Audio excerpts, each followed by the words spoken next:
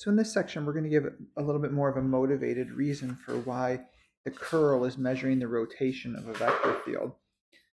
So let's start by recalling that given a vector field,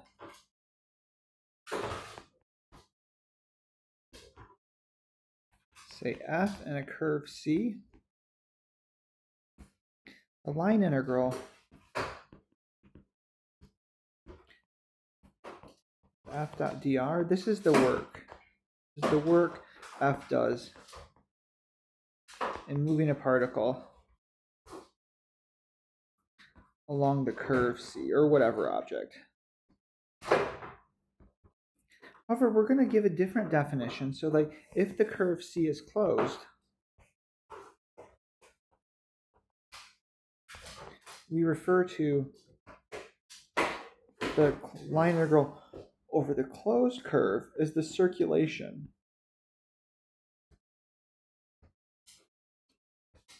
of f around c. So let's see a couple of examples to see why this circulation makes us think this is something to do with rotation, which it is. So we're going to see a couple of examples and kind of get an idea of why this is actually measuring some kind of rotation of the vector field. So let's start with a vector field that we definitely know should be considered to be rotating in any definition. So let's just consider a vector field in 2 space so it's easier to draw. And let's just look at our normal rotating vector field we've used lots of times before to make negative yi plus xj. So recall, this is just the vector field. We've seen this lots of times before. This is just the vector field that is rotating in this direction. So any notion that we want to use to say a vector field is rotating, it better have that this is a rotating vector field. So let's look at a curve and see what would our line integral of this vector field, how would that work with a particular curve? So let's suppose I have the curve, and let's just look at the unit circle here. So this is C. And now let's think of this vector field. Notice that at each point,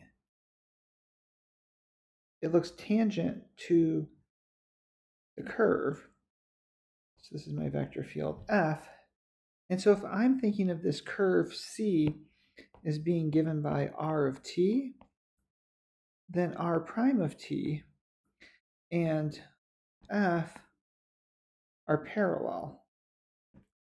So when I look at this line integral around c of f dr, well, this is the integral from, say, a to b of f r of t dot r prime of t dt. And since these are parallel and going in the same direction, this is always positive. So that means the whole integral is going to be positive, which means this does make sense in terms of saying, well, the rotation of the vector field is actually a positive number in this case. So we're calling this the circulation here. So of course, pictures are great, and we can logic this out to be positive, but let's go ahead and check and calculate the line integral just to make sure we didn't make any mistakes in our logic anywhere.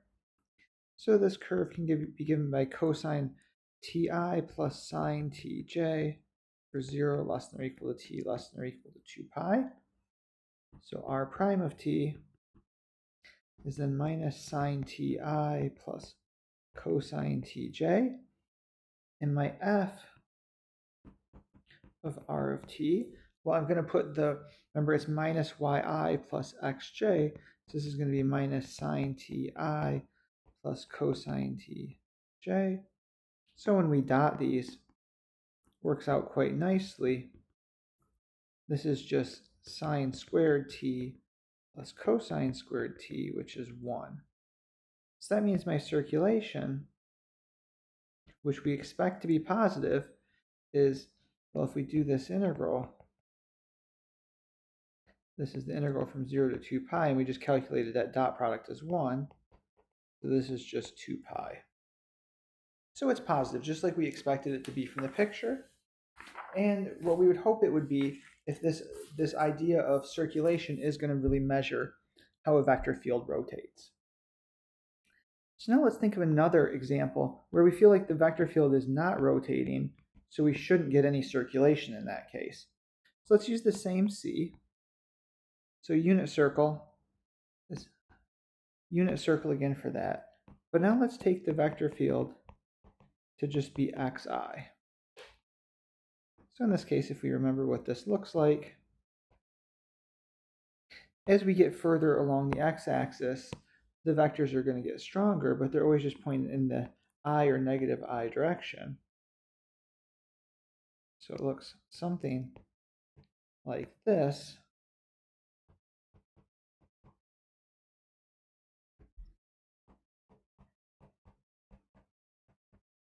So if we look at this vector field, this definitely does not look like it's rotating at all.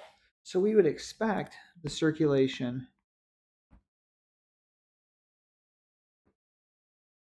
to be 0. And let's actually verify that. So maybe let's first start by drawing our picture with our curve and the vector field together.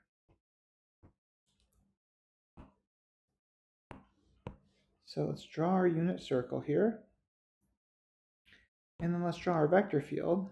So it's going to look something like this.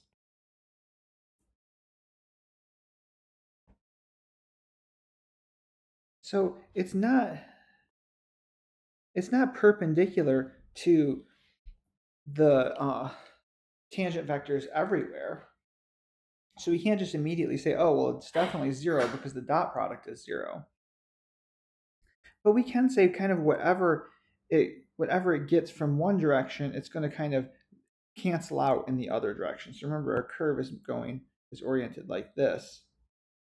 So if I have a unit tangent vector here, well, this vector here this vector here is not perpendicular to it. So that when we do the dot product, there's going to be something there, but we're also going to cancel it out when we do one going in the other direction. So we're going to get a little component there, but when we get to this one here, and we have the unit tangent vector like this, those should cancel each other out.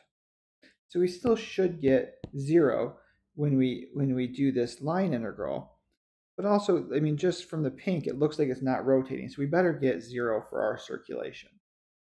So if we look at f of r of t, remember r of t here is the cosine, same as it was above. This is cosine ti plus sine tj.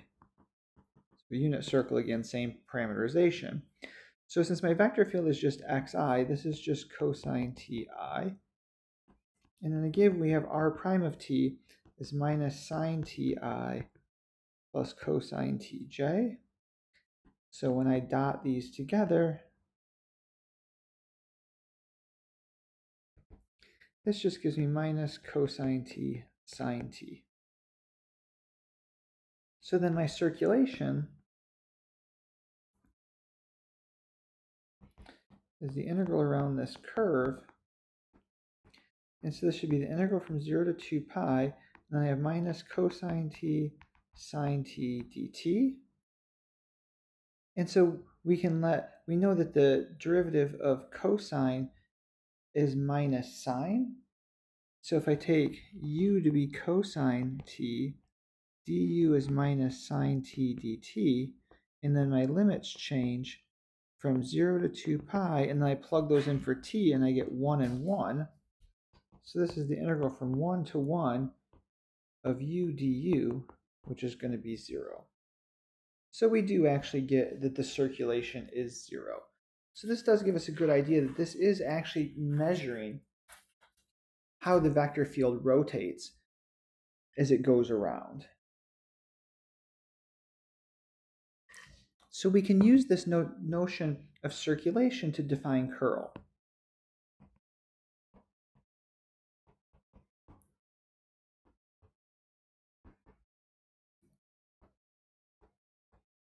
So let's see how we're going to do that. So let's let F be a vector field. So the curl of f, and we'll denote this curl f, is a vector field. And it's going to satisfy so that at any point x, y, z, the component of curl f in the direction of some unit tangent vector n of x, y, z is given by, well, if I take the curl of f at x, y, z and I dot it with n of x, y, z, this should be equal to the limit. The area of S goes to 0. I'll have to tell you what S is. 1 divided by the area of S, and then the circulation of F.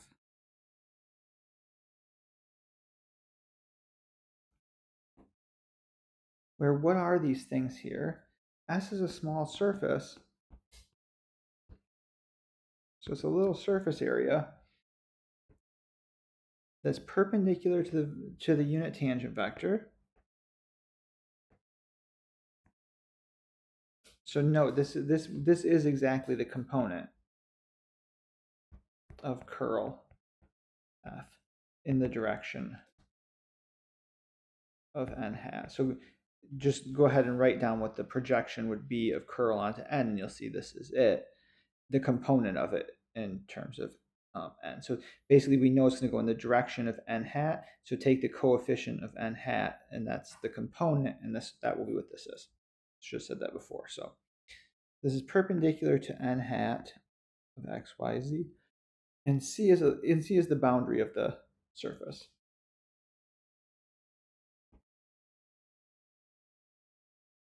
S, and oriented so it agrees with n.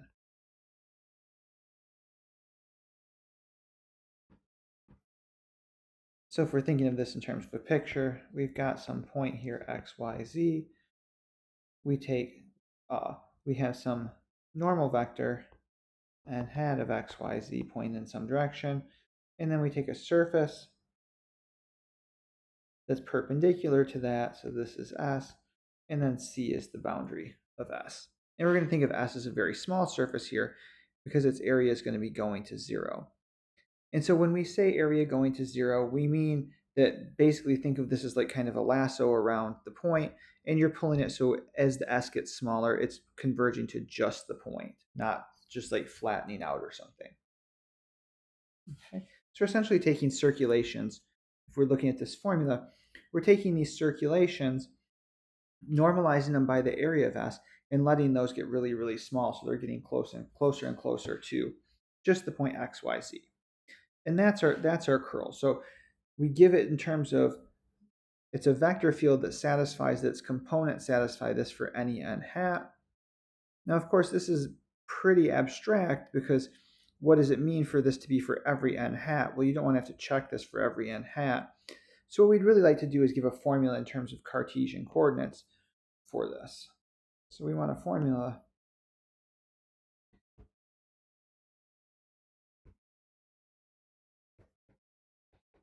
and so we want this to match up with the formula that we've already given in terms of Cartesian coordinates.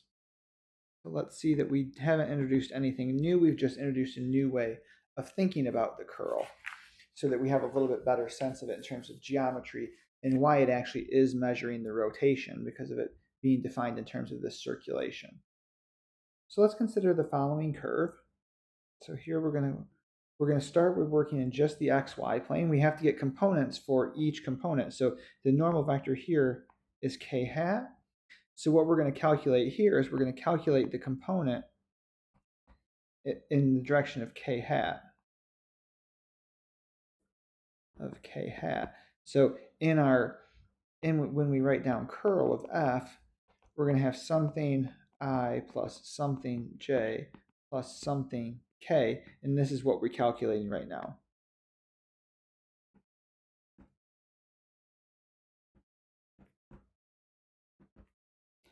So let's take a point x, y, z, and let's take a curve around this.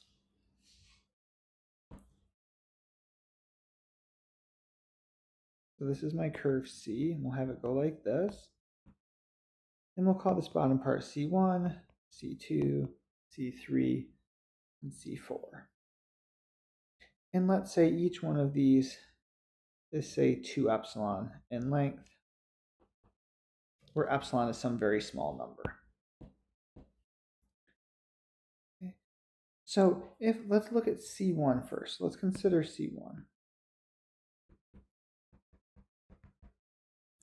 So the center of C1 here, this point here, that point is given by, well, I'm going to have my x, but I'm going to go epsilon over to get to that, and then y and z. And so if I want to parameterize C1, well, that's at C2. So C1 here, this one, which we're doing first, is x, y minus epsilon z. So if I want to parameterize this, this is ti. And where does my t go? Well, this goes from x minus epsilon to x plus epsilon to get that entire bottom part. So if we say our vector field, let's give it components, is of p, q, and r. Then if I want to calculate this line integral on C1 of f dot dr, well, r prime is just I, so this is just the integral over C1 of p of x, y, z dt. Well, p of, I guess we should be a little bit more careful here. Let's think of it this way. So we would have,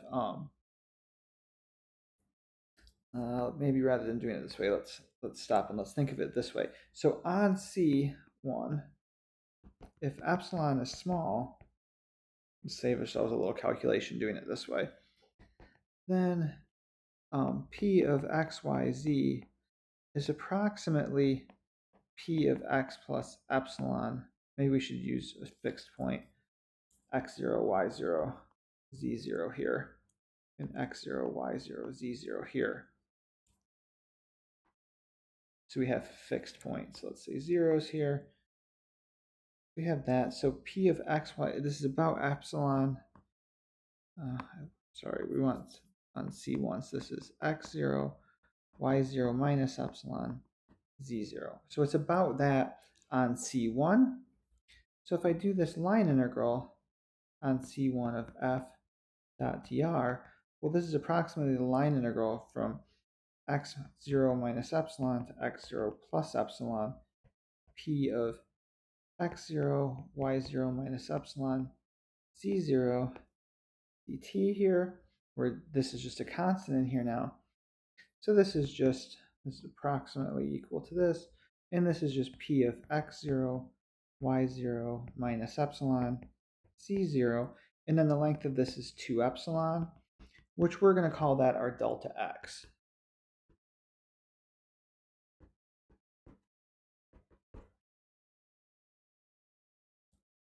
And so now if we do the same thing for C3,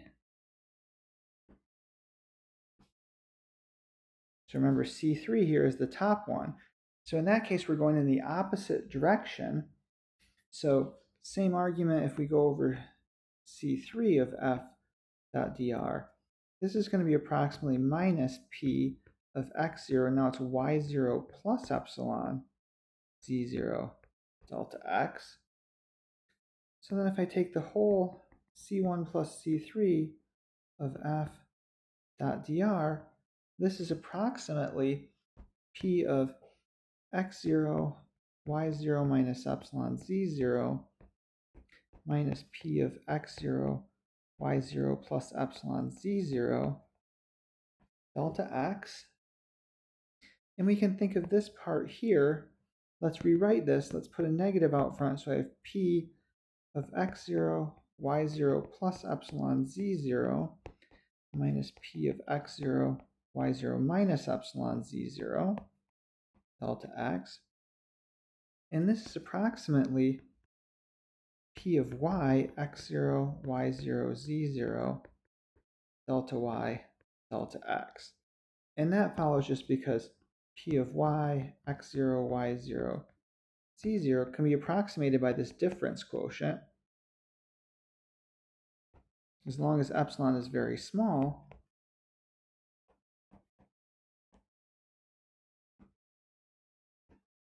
over delta y.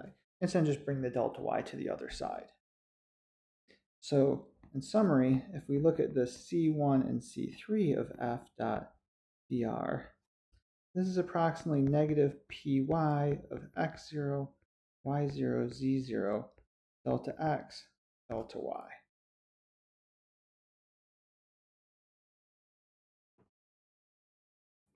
So let's do the same thing for C. If we do the same thing for C2 and 3C, or C4, and we'll leave this as an exercise, so you should check this.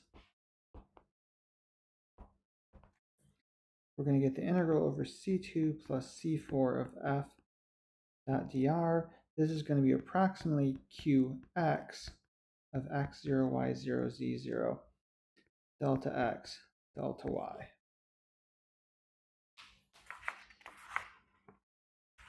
So in particular then, if I look at the integral around this whole curve of f dot dr, this is approximately q of x, x0, y0, z0, minus p of y, x0, y0, z0, delta x, delta y.